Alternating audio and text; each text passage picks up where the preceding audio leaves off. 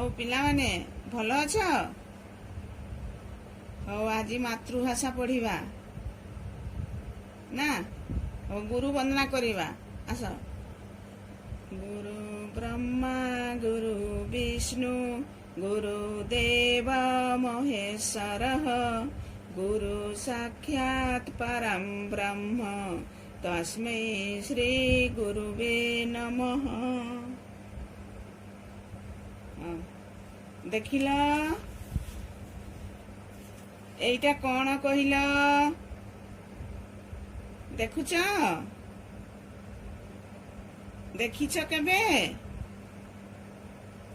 ଛେଳି ନା?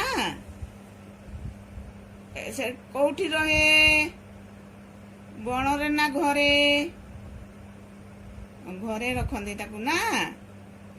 ହଉ ଠିକ ଅଛି। এইটা କଣ?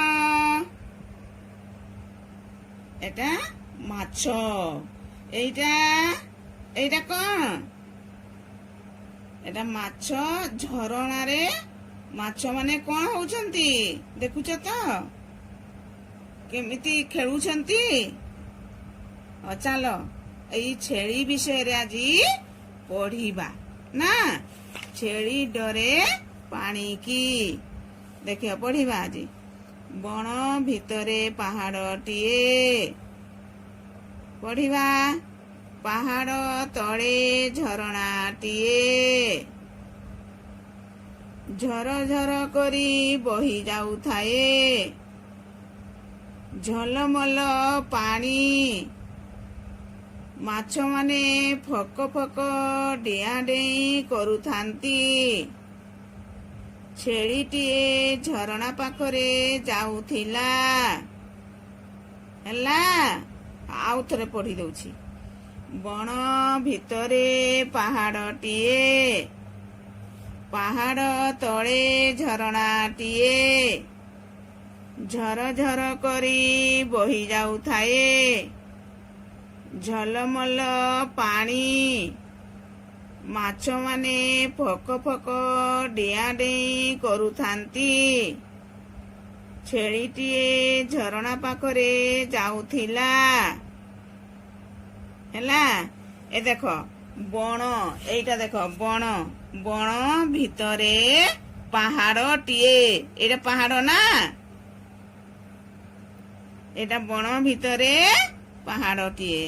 ବଣ ଭିତରେ କଣ ଅଛି? ପାହାଡଟିଏ।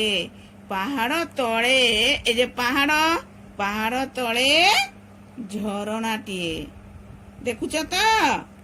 ପାହାଡ ତଳେ ଝରଣାଟିଏ ନା? ପାହାଡ ତଳେ କଣ ଅଛି? ନା ଝରଣାଟିଏ। ଝର ଝର କରି ବହି ଯାଉଥାଏ। ଝରଣାଟି କିପରି ବହି ଯାଉଥାଏ? ନା ଝର ଝର କରି ବହି ଯାଉଥାଏ। ଝଲମଲ ପାଣି। ପାଣି ହଉଛି କିପରି? ନା ଝଲମଲ ପାଣି। ମାଛ ମାନେ ଦେଖ, ଏ ଯେ ମାଛ ନା? ମାଛ ମାନେ ଫକ ଫକ ଡିଆଁ ଡେଇଁ କରୁଥାନ୍ତି। ମାଛ ମାନେ କେମିତି ଡିଆଁ ଡେଇଁ କରୁଛନ୍ତି ଦେଖୁଛନ୍ତି ତ? ଫକ ଫକ ମୁହଁଟା କେମିତି କରିଛନ୍ତି ଦେଖୁଛ? ଏଇଗୁଡା ଫକ ଫକ ଡିଆଁ ଡେଇଁ କରୁଥାନ୍ତି। ମାଛ ମାନେ କିପରି ଡିଆଁ ଡେଇଁ କରୁଥାନ୍ତି? ଫକ ଫକ ଡିଆଁ ଡେଇଁ କରୁଥାନ୍ତି। ଛେଳିଟିଏ ଦେଖ, ଛେଳିଟିଏ ଝରଣା ପାଖରେ ଯାଉଥିଲା। ଏଇ ଛେଳିଟିଏ ଝରଣା ପାଖରେ ଯାଉଥିଲା। ଏତିକି ପଢିବା ହେଲା। ଏବେ ପଚାରିବି, ପ୍ରଶ୍ନ ତୁମେ କହିବ। ହେଲା, ମୁଁ ଲେଖି ଦଉଛି। ଆଜି ତାରିଖ ଦେଇ ଲେଖିବା। ଆଜି ତାରିଖ 24/6/20 ନା? ପାଠ 3। ଛେଳି ଡରେ ପାଣିକି।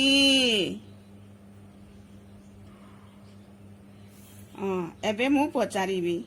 ବଣ ଭିତରେ କଣଟିଏ ଅଛି? ନା ବଣ ଭିତରେ କ'ଣଟିଏ ଅଛି କହିବା ବଣ ଭିତରେ ପାହାଡ଼ଟିଏ ଅଛି ବଣ ଭିତରେ ପାହାଡ଼ଟିଏ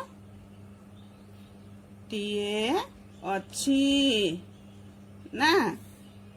ଆଉ 2 ନମ୍ବର କହିବା ପାହାଡ଼ ତଳେ କ'ଣଟିଏ ଅଛି କହିବା ପାହାଡ଼ ତଳେ କ'ଣଟିଏ ଅଛି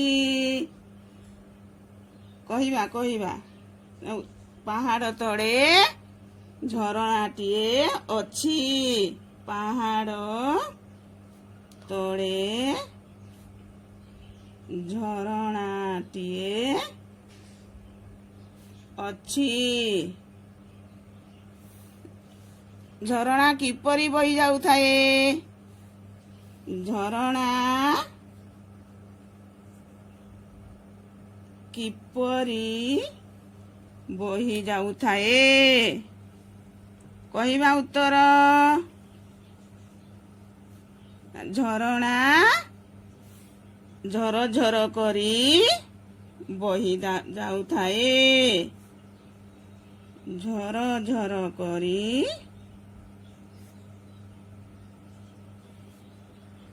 ବହି ଯାଉଥାଏ ନା।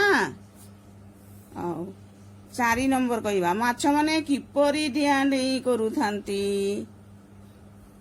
ମାଛମାନେ କିପରି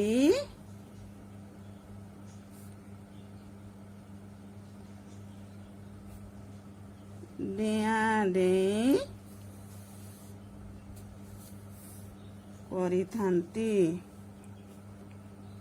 କରୁଥାନ୍ତି ନା କରୁଥାନ୍ତି। ଉତ୍ତର କ'ଣ କରିବା ନା ମାଛମାନେ ଫକ ଫକ ଡିଆଁ ଡେଇଁ କରିଥାନ୍ତି ମାଛମାନେ ଫକ ଫକ